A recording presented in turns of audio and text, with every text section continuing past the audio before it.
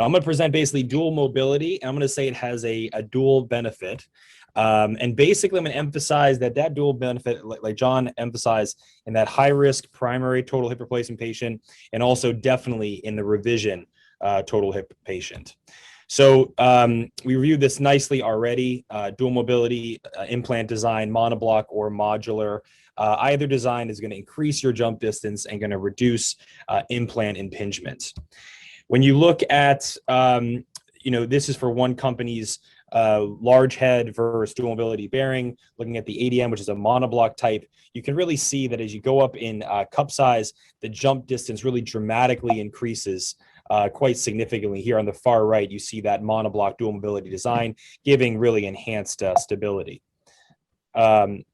So really what that does for you is it expands your safe zone. I think we've all talked a lot about the safe zone. We debate what the best safe zone is. I don't think we still understand exactly where that safe zone is, but with a dual mobility bearing, if you're not exactly sure the patient is unpredictable, you can expand that safe zone with that same cup size. There's a paper here that actually looked at that. So basically took a situation where you had a 52 millimeter cup, and you have the option then of using a 36 millimeter head or a 42 millimeter modular dual mobility. And then they kept the cup size in the same position with CT modeling, and they moved the femoral version. So adjusted the combined anteversion that Dr. Ranawat Sr. talked to us so well and taught us about the importance of combined anteversion. So took that patient in and out of that combined anteversion safe zone. And we can see in this graph on the left is with a large head, and then this expansion at every single femoral combined anteversion position, what happens when you put in a 42 millimeter dual mobility. So this paper reports a 5 to 10 times safe zone expansion for that same 52 millimeter cup size. We can debate now with thinner and thinner polys. There's some companies out there that now have a 40 millimeter ball for a 52 millimeter cup. So in the primary setting, that difference is getting less and less as we talk about thinner and thinner polys, but we'll leave that for the discussion later. When do you want to expand the safe zone? And John highlighted that nicely in that 2B type pelvis that he's published on, the highest risk type where really there isn't a safe zone between the sitting, standing, and supine positions. So when you can't really find an overlap for where that patient has a safe zone for a component position, I think that's a good opportunity to expand the zone so you do get safety in all patient positions. Sorry. So basically, what's the clinical outcomes? Just to highlight a couple studies, these are non-randomized studies, but a large cohort in this paper, 249 high-risk total hips. The definition of high risk varies between studies and for surgeons. This was neurodegenerative disorders, age over than 70, BMIs greater than 30, alcohol abuse, and they found no dislocations in this cohort and a really high Harris hip score.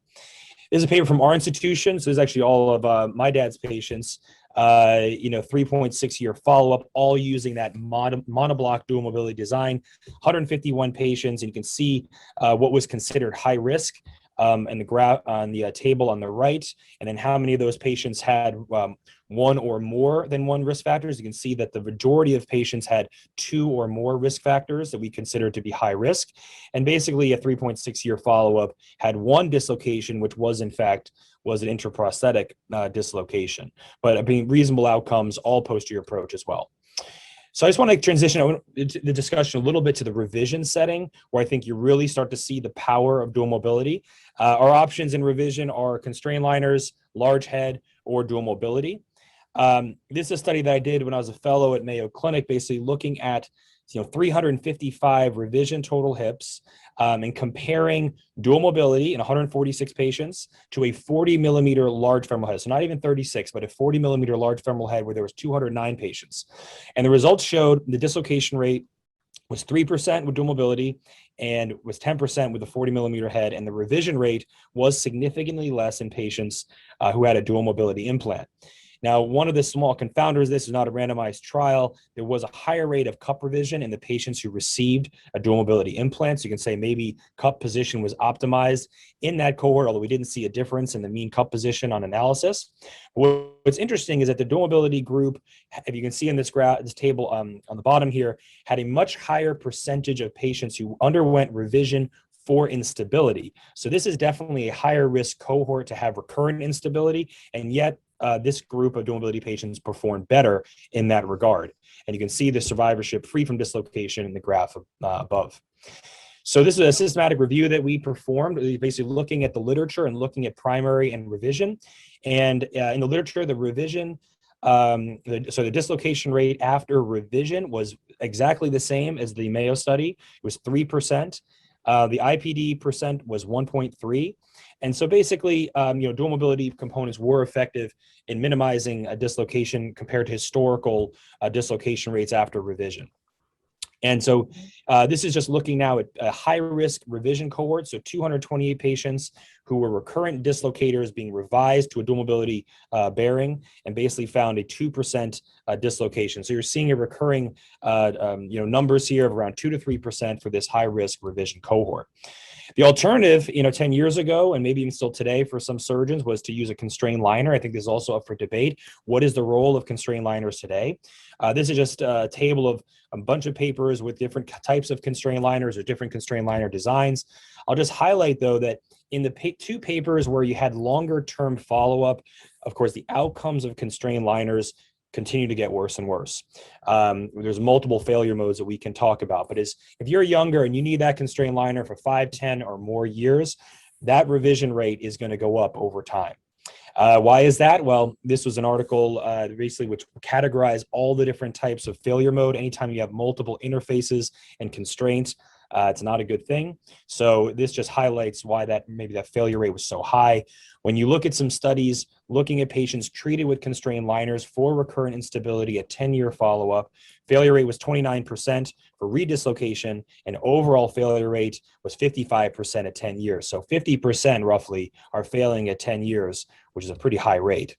And then unfortunately, what happens if those constrained liners who fail? So this study basically said, okay, the 50% that fail, a constrained liner, let's put another constrained liner back in and hope for the best.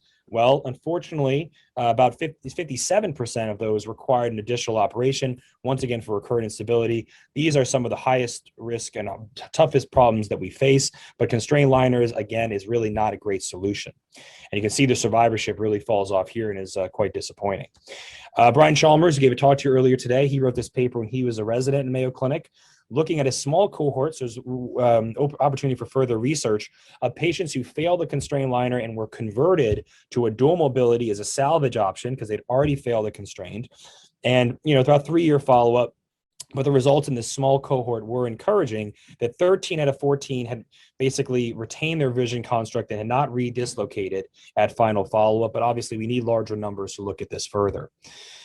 This paper, and we can talk about this as well, in this abductor insufficient patients and how do we qualify abductor insufficiency, complete abductor loss or trochanteric non-union, trochanteric fracture. But in this patient, they included all these cohorts. They had a small group of 20 patients. They treated them with dual mobilities, and actually they had no dislocations at around 3-year follow-up. I still think this is a group, though, of the abductor deficient patient where dual mobilities may not cut it, and there probably still is a role, I think, for constrained liners when you have totally deficient abductors.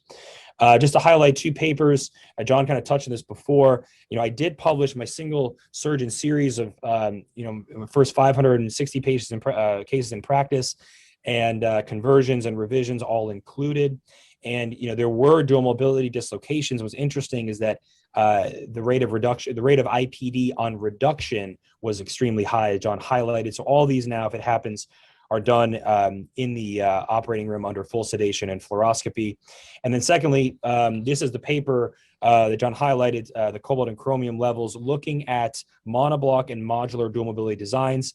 The modular did have a slightly higher rate of cobalt and chromium, but I would say there was no revisions for ALVAL at final follow-up. And I've done modular dual mobilities with 2 different companies' designs and have not had any issues to date with any kind of metal reaction or revision for ALVAL so far.